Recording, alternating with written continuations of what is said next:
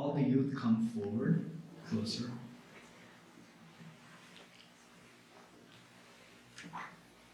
And I want the youth to be involved with this discussion so that at least they get the most benefit out of this session.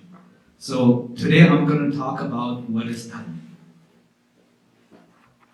Okay. So anytime when we talk about Dharm, a lot of misconception comes from our understanding of what Dharm is. So as you can see, what we have here is it a religion? Is it faith? Is it a doctrine? Is it a practice? Is it a custom? Is it law? Is it a quality or a property? So what does the youth think? Is it any one of those things? Please go ahead, Veer. All. It's all of those things? Do all of you agree? No. What do you think it is not?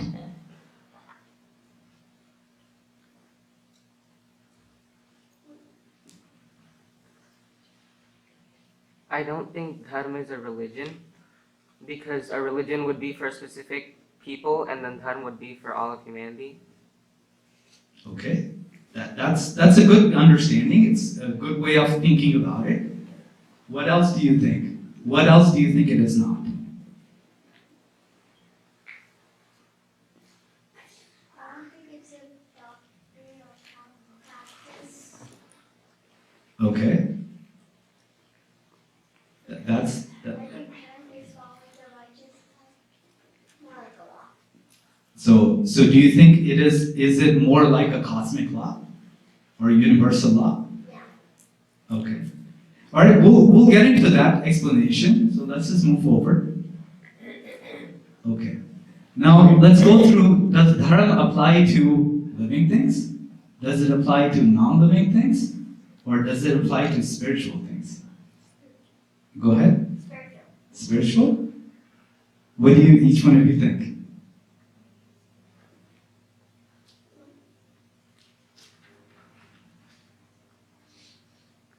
I think it would apply to everything, because a living thing as in humans too, and then a Dharma as in like the quality, so like it would also apply to non-living things as well.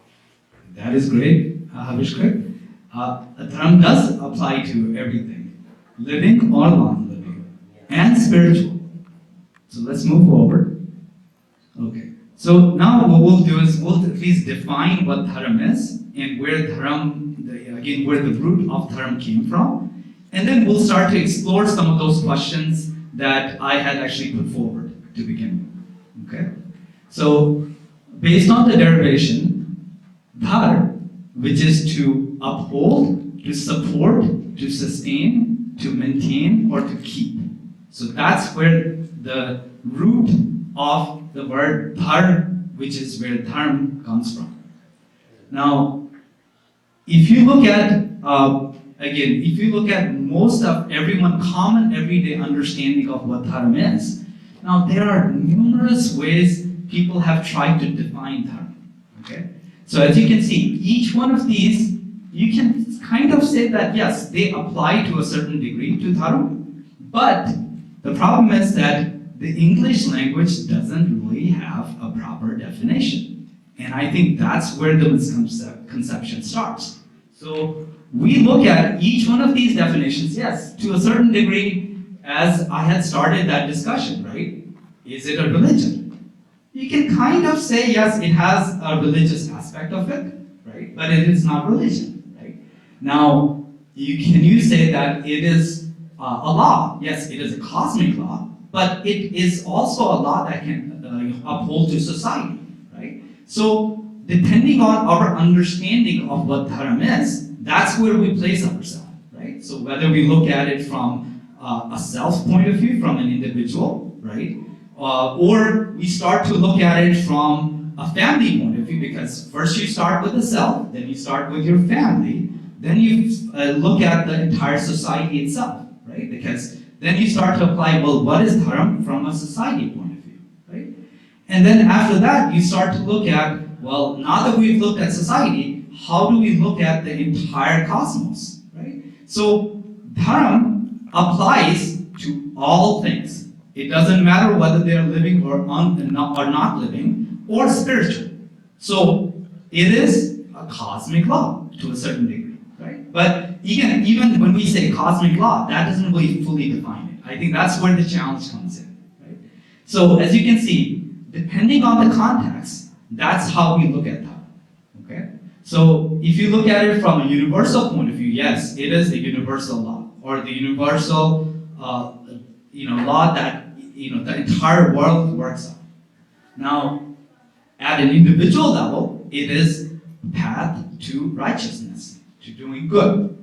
So let's move forward. Okay? So we're going to look at dharma from a lot of things.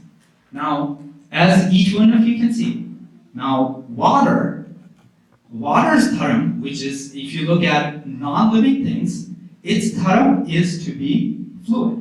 Now, if water is not fluid, that means water doesn't hold the same set of properties in order for us to even consider to call that as water.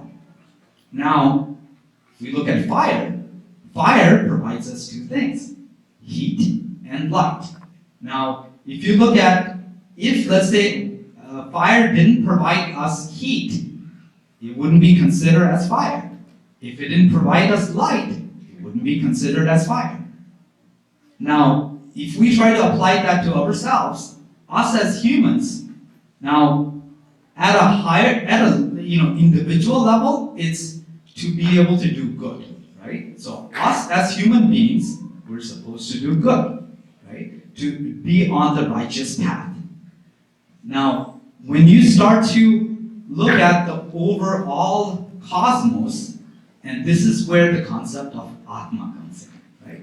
So Atma, what that tells you is not, if you look at just our body by itself, now our body is composed of all different types of systems. Whether you look at our nervous system, whether you look at our cardiac system. So if you look at our heart, for example, what is the property of the heart?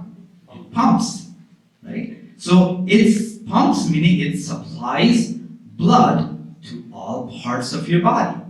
Now, if you look at us as our human body, now what is our dharma from a human body perspective when you don't add the Atma to it?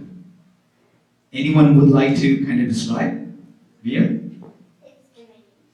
No. So if we did not have Atma as part of the human body, what would be the body's dharma?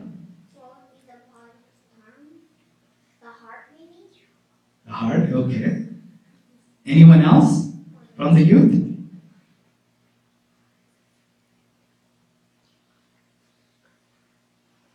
Abhishek? And the idea here is I want each one of you to think, because that's part of really that's how we understand. Because as I have seen, the youth that we have around the temple, or the new youth that has joined the temple, I want them to understand these concepts. It's not just about learning, and yes, at some point, a lot of it's really about learning and being able to memorize and replay. But over a period of time, as you grow up, you're trying to understand, right? So I'm trying to make sure that at least you're understanding these things. So anyone else from the youth? Without Atma, the body wouldn't be able to function, so wouldn't it decompose? It will decompose, but if let's say there, for whatever the reason, so if let's say you look at a car, right? If you look at a car, now if the car loses certain parts, can it function?